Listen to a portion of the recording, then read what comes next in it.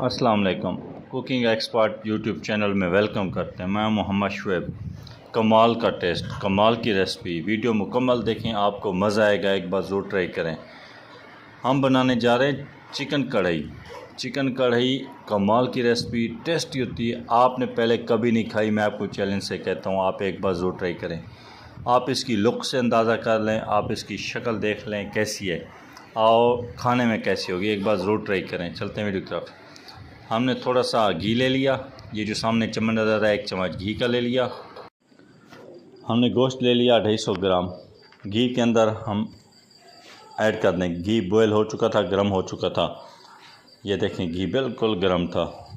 जैसे मैं आपको बता रहा हूँ वैसे ही आपने बनाना है सालन। कोई भी चीज़ मिस करोगे, रेसिपी का टेस्ट किसी और साइड पे चला जाएगा। जैसे बता रहा हूँ वैसे आपने करना है। कमाल का टेस्ट और कमाल की खुशबू आएगी।